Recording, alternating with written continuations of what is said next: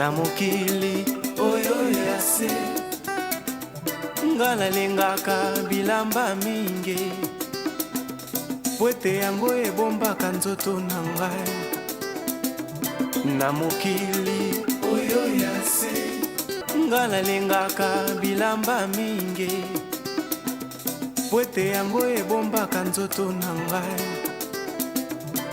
na mokili oyo ya se nga nalengaka bilamba mingi po ete yango ebombaka nzoto na ngai na mokili oyo ya se nga nalengaka.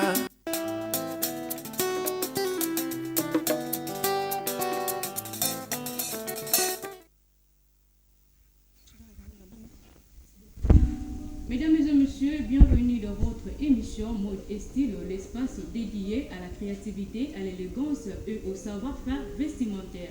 Cette semaine, nous mettons à l'honneur les talents et le métier qui façonnent la mode d'aujourd'hui et des demain. Installez-vous confortablement, l'émission commence maintenant. La couture moderne ne se limite plus à l'aiguille et au fil. Elle évolue avec le temps, les tendances et surtout grâce à la formation professionnelle qui structure et valorise ces métiers. Pour en parler aujourd'hui, j'ai le plaisir de recevoir sur ces plateaux une experte de ces domaines, une formatrice en coupe et couture, Madame Hope Bolowa. Avant de parler avec lui, découvrons d'abord les œuvres de ses mains.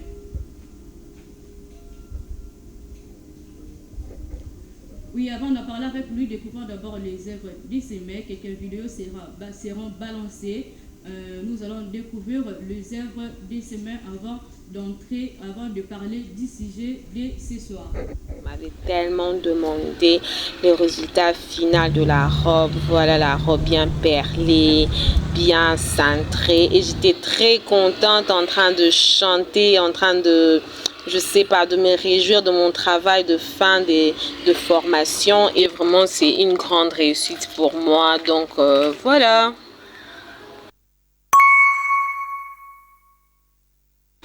Voilà la robe que vous m'avez demandé en commentaire. Vous m'avez tellement demandé le résultat final de la robe. Voilà la robe bien perlée, bien cintrée. Et j'étais très contente en train de chanter, en train de... je sais pas, de me réjouir de mon travail de fin de formation. Et vraiment, c'est une grande réussite pour moi. Donc, voilà.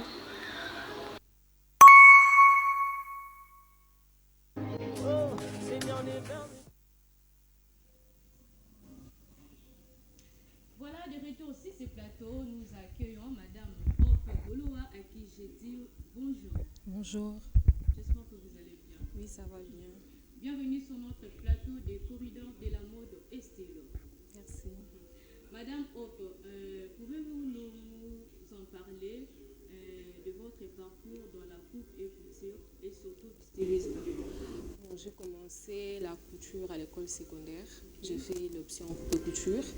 Ensuite, les études supérieures, j'ai fait quelque chose d'autre.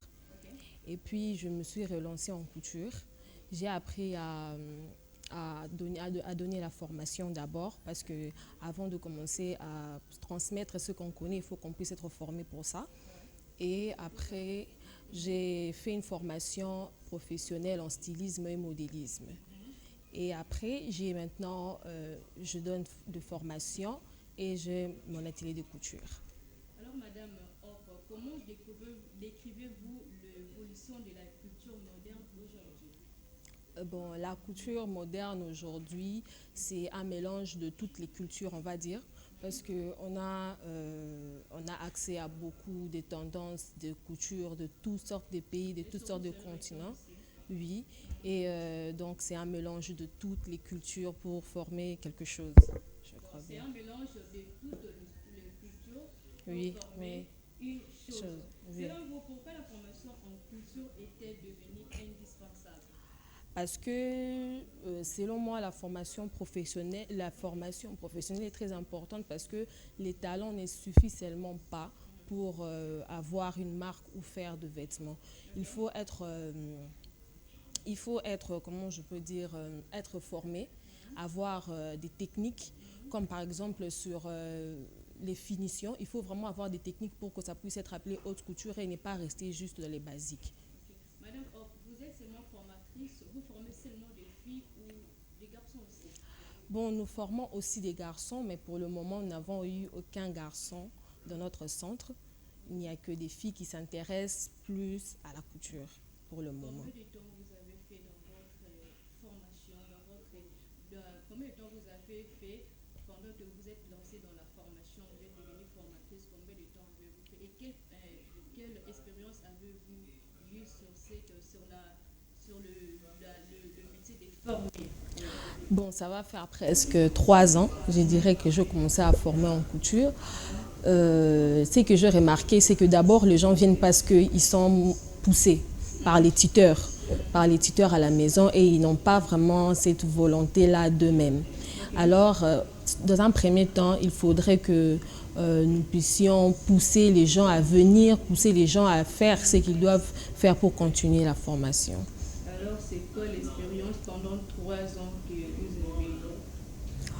L'expérience que j'ai acquise, c'est que il suffit d'apprendre, il suffit d'ouvrir son cœur et de savoir les besoins de chacun pour transmettre quelque chose. Alors, comment ça a été votre première année de la formation? Ça n'a pas été facile parce que déjà, j'avais presque les mêmes âges que les gens que je formais. Oui, et j'ai dû travailler pour avoir quand même le respect d'une formatrice. Et il y avait beaucoup de choses que je ne maîtrisais pas aussi encore, que je maîtrise maintenant. Très bien. Alors, Madame Bob, quelles sont les premières bases d'un élément d'un débutant doit absolument maîtriser? La première base d'un élément qu'un débutant doit maîtriser, je crois que c'est d'abord savoir parce qu'on utilise généralement une machine à coudre. Je crois que les débutants d'abord savoir utiliser la machine à coudre, les différentes parties, comment résoudre certains problèmes qui peuvent être liés au fonctionnement de la machine et ensuite la prise des mesures. Parce que pour faire confectionner un vêtement n'importe lequel, il faut savoir comment prendre les mesures et surtout on parle de la couture sur mesure.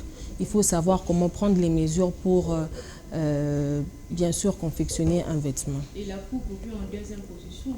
Oui, certainement. Et puis ensuite, il y a la coupe.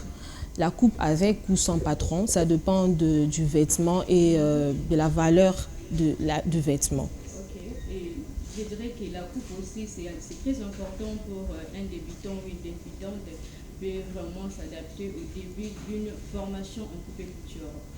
Ouais. Alors, Madame Hopp, quels outils sont essentiels pour commencer dans la coupe et couture? Les outils essentiels pour commencer, il y a d'abord la machine à coudre et des ciseaux, les mètres à ruban, les épingles et du papier pour faire les patrons.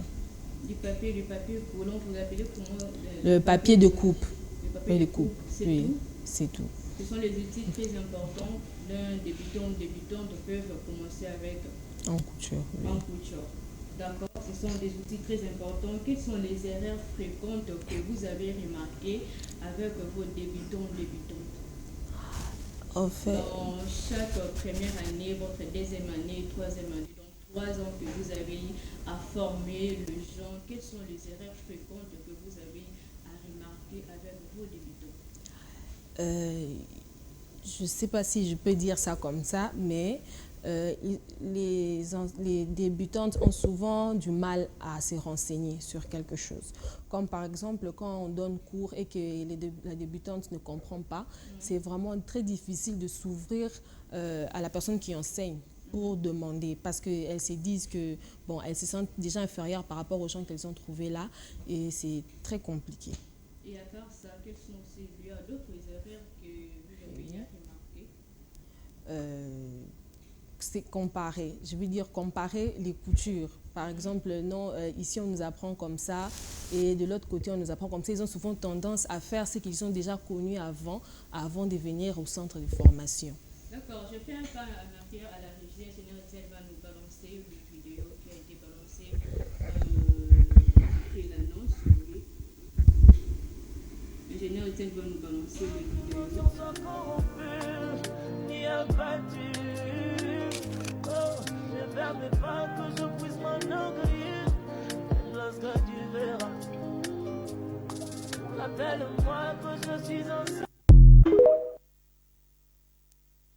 Même quand t'es au plus bas, relève-toi, c'est pas fini. Oh. L'épreuve que tu vis te donnera quelque chose de beau. Même si le vent souffle fort, relève-toi, c'est pas fini. Oh. Essuie tes larmes et sache que d'ici je peux c'est ça.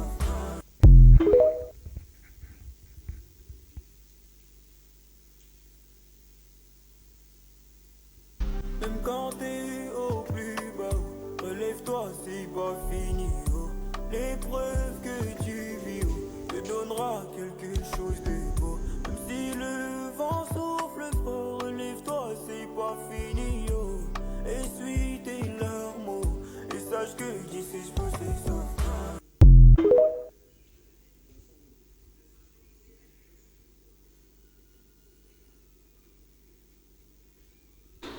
Voilà la robe que vous m'avez demandé en commentaire. Vous m'avez tellement demandé le résultat final de la robe. Voilà la robe bien perlée, bien cintrée. Et j'étais très contente en train de chanter, en train de, je sais pas, de me réjouir de mon travail de fin de formation. Et vraiment, c'est une grande réussite pour moi. Donc, voilà.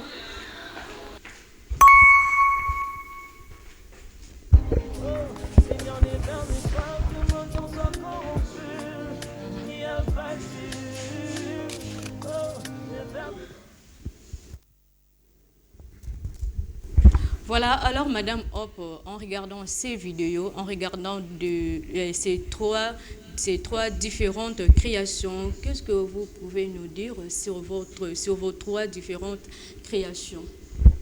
Bon, la première En commençant par la robe du mariage, je peux dire. Oui, oui. Oui, la robe de mariage, c'était mon travail de fin de formation. Comme j'ai dit au début que j'ai fait une formation professionnelle sur les stylismes et le modélisme. C'était mon travail de fin de formation. C'était une robe de mariage civil. Ok. Combien de temps à confectionner cette robe?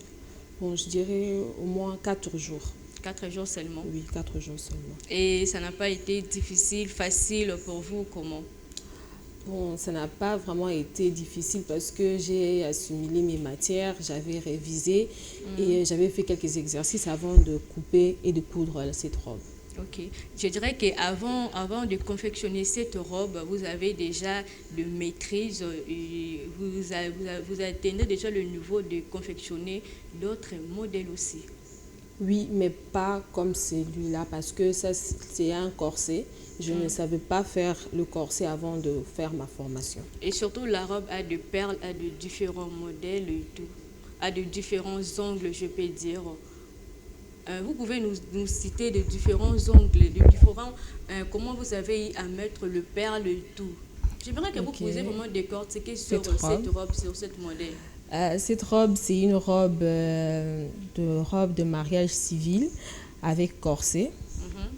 Donc, corset et lacet en arrière, au dos.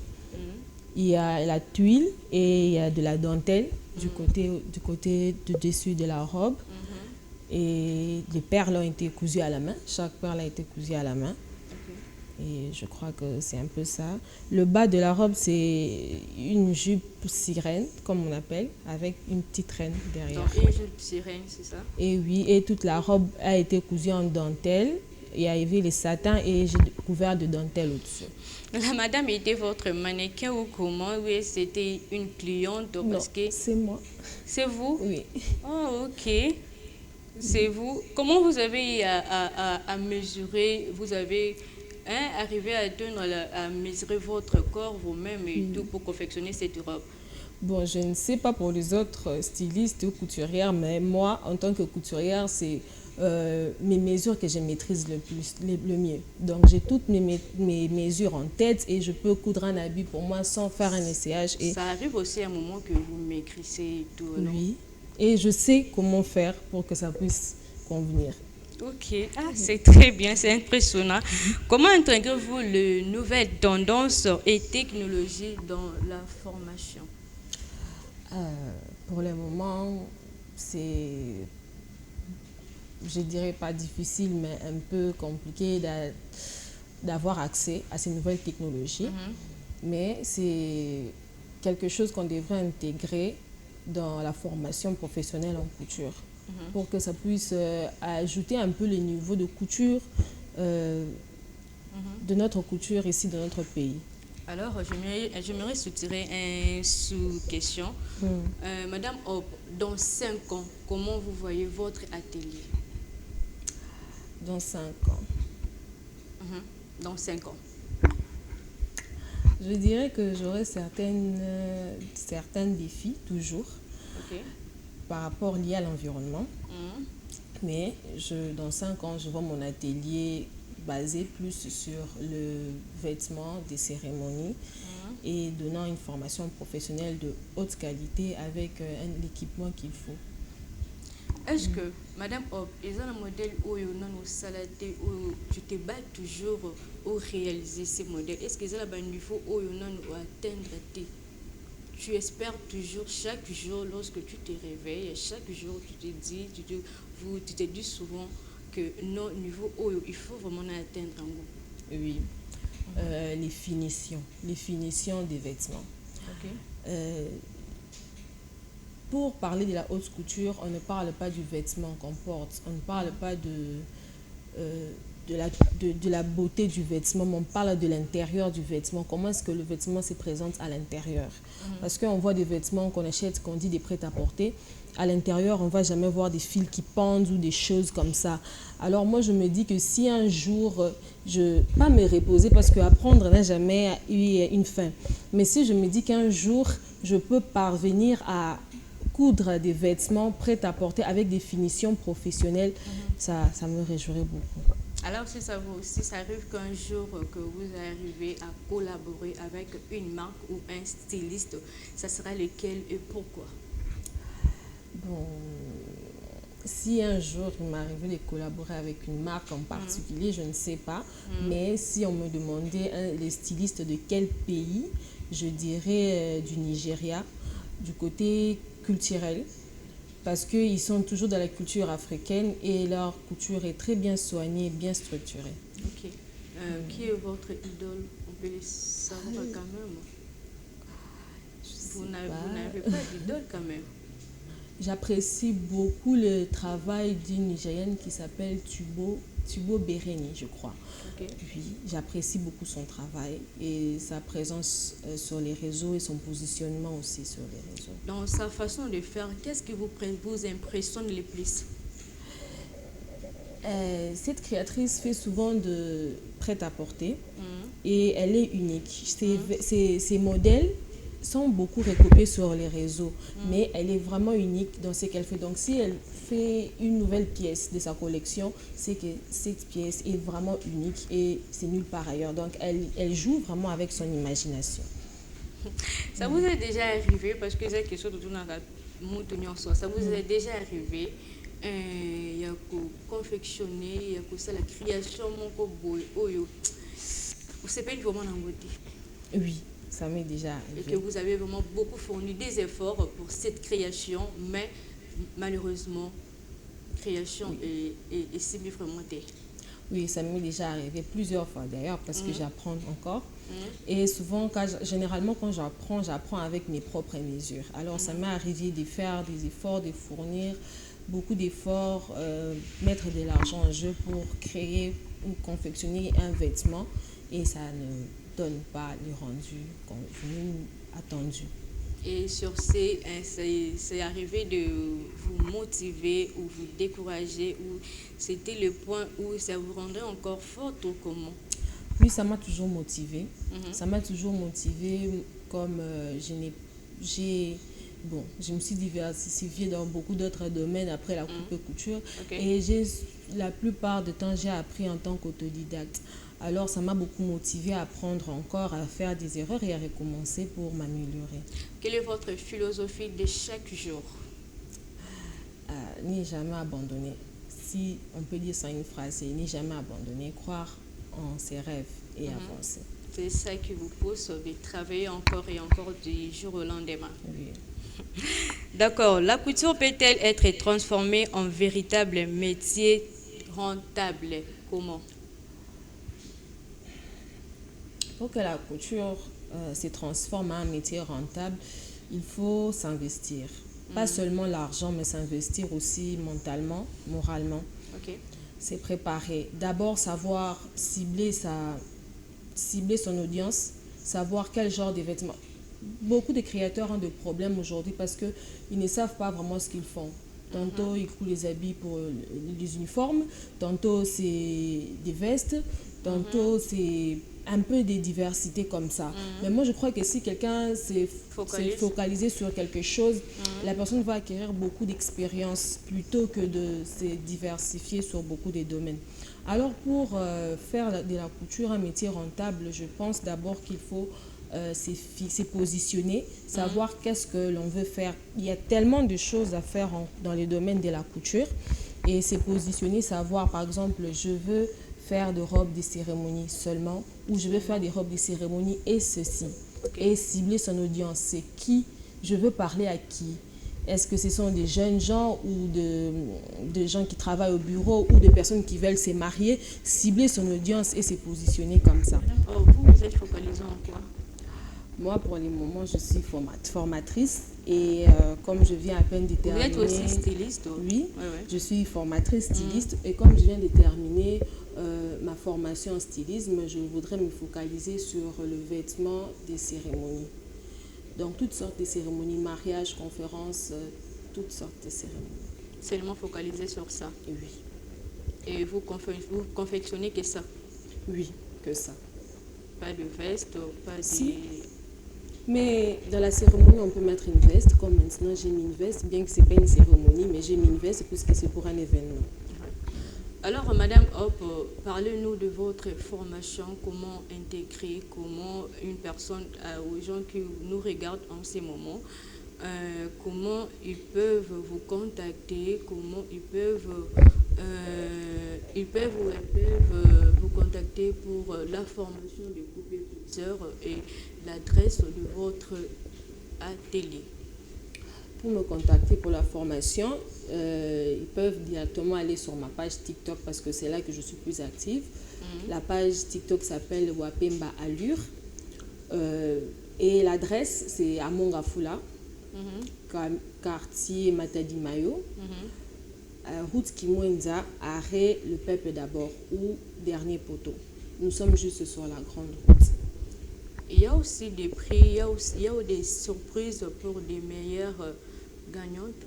Oui, dernièrement on a fait notre remise des brevets et il y avait une dame qui était là à la formation, elle était handicapée. Okay. Elle était boiteuse, mais elle venait tous les jours et elle s'est donnée vraiment. Et à la fin de la formation, notre équipe, nous avons décidé de lui donner une machine à coudre parce que ça allait l'aider à recommencer dans les domaines qu'elle venait d'apprendre parce que vraisemblablement, elle n'avait pas de moyens pour s'offrir une machine alors qu'elle était déterminée et qu'elle voulait apprendre et qu'elle voulait que son métier puisse aller de l'avant. Alors, nous l'avons fait une machine à coudre et je crois que c'est comme ça toujours. On n'offre pas toujours des machines à coudre, mais on offre des choses, des opportunités et même du travail. Parce que moi, les gens que je travaille avec eux dans mon atelier, la plupart, ce sont les gens qu'on a formés. Ok. Dans votre atelier, vous recrutez aussi seulement les gens que vous avez formés? Non, pas seulement, mais la plupart. Et comment intégrer dans votre formation si la personne n'a pas été formée par vous-même? Par TikTok, par WhatsApp. Non, si elle arrive au lieu de votre atelier, comment elle peut prendre une place dans votre atelier? Il suffit de poser sa candidature et je crois qu'on va faire passer par certains tests ou un stage avant de pouvoir engager. Alors, combien de temps dure votre formation? La formation, elle dure 9 mois pour les débutants jusqu'à avancer. 9 mois pour la coupe et couture. Il y a aussi la formation pour le stylisme et le modélisme. Oui, Combien la formation pour le modélisme, ça dure 6 mois. 6 mois. 3 mois pour intermédiaire et 3 mois pour avancé. Et pour le stylisme? Non, c'est le stylisme et le modélisme au même moment. Le stylisme et le modélisme au même moment. D'accord. Alors, Madame Hop, nous tenons déjà vers la fin de cette émission. Quel conseil donnerez-vous à une personne qui veut s'élancer dans la coupe et couture en 2025-2026? Les conseils que je donnerais, c'est que de ne pas attendre d'avoir tous les matériels ou, je ne sais pas, un endroit, un atelier, un grand atelier pour commencer. Il suffit juste de commencer et aussi ne pas hésiter. De commencer par quoi? Parce que votre matériel, déjà, si la personne a une machine, c'est déjà un grand pas. Oui, parce que moi déjà, avant de commencer, j'hésitais beaucoup parce que je n'avais qu'une machine et un fer à repasser. Alors j'hésitais beaucoup, je me disais est-ce que je pourrais me comparer peut-être aux autres qui ont beaucoup d'expérience que moi. Et je me rappelle quand j'ai fait mon logo, en bas c'était écrit haute couture. Et puis quand je suis rentrée à la maison, j'ai dit non, je vais dire aux messieurs d'enlever les hautes coutures parce que je ne suis même pas à la haute couture, je n'ai pas des matériels et tout. J'hésitais vraiment. Mais s'il y a un conseil que je peux donner à quelqu'un, c'est que de ne pas hésiter, d'avancer, d'aller avec ce qu'on a et de se former professionnellement. D'accord. Un mot pour encourager les jeunes filles et garçons à apprendre un métier comme la coupe et couture. Je crois que moi, quand j'ai fait le secondaire, on appelait souvent à la couture un métier de gens qui n'ont pas d'intelligence. Et c'est d'ailleurs pour ça que je n'ai pas continué avec aux études supérieures. Parce que j'étais influencée. Mais je crois qu'aujourd'hui, c'est un métier, si quelqu'un se concentre sur ce qu'il fait, il va aller très loin. Et ce n'est pas par rapport au jugement des autres qu'on doit choisir nos métiers. Si quelqu'un, un jeune ou une jeune fille, un jeune garçon veut se lancer en couture, moi j'encourage de se lancer en couture parce qu'il y a beaucoup, la couture, les stylismes, la mode, la création, c'est très vaste. Alors, quand débute encore votre formation et redonnez encore votre numéro, votre adresse complète et votre mot de la fin pour conclure. Notre formation débute au mois de janvier. Au mois de janvier parce que nous avons déjà commencé les inscriptions. Et pour s'inscrire, c'est plus simple de s'inscrire, de contacter via notre compte TikTok parce que c'est là que c'est plus actif, qui s'appelle Wapemba Allure. Ou je peux donner le numéro de téléphone. Oui. Ou le numéro de téléphone 082 96 01 006. Voilà, c'est un numéro WhatsApp. Et la commune, c'est la commune de Mongafula, quartier Matadi-Mayo, route Kimwenza, arrêt dernier poteau où le peuple est d'abord. Donc c'est votre mot de la fin et vos salutations. Mot de la fin et salutations. Je remercie l'équipe qui m'a invité à ce plateau. Et en même temps, je salue tous les staffs de Wapemba Allure. Je suis sûre que quelque part, ils seront en train de suivre quelque chose comme ça. Et voilà. Vos salutations, c'est tout et votre mot de la fin, madame. C'est tout. D'accord, voilà, c'était là Madame Hop Bolowa. On a y a parlé avec elle sur l'évolution de la coupe et couture et l'importance de la formation professionnelle. Voilà, je salue déjà Sephora Awoka, je salue Betty, Lileko et Esther. Je vous salue déjà et joyeux anniversaire d'avance à toi Esther. Déjà, c'est déjà pour ces 24 décembre. Déjà, je te souhaite un heureux anniversaire et meilleur de vœux de bonheur à toi, ma très chère. Merci à toute l'équipe technique qui nous ont tenu compagnie. Merci à ingénieur Étienne qui était à la régie. Merci à Yabola Oazala qui est derrière toutes les caméras. Et merci à tous nos fidèles téléspectateurs qui nous ont suivis. Et retrouvons-nous prochainement, toujours dans votre émission Mode et Style. Au revoir. Na mokili oyo yase ngala lengaka bilamba mingi.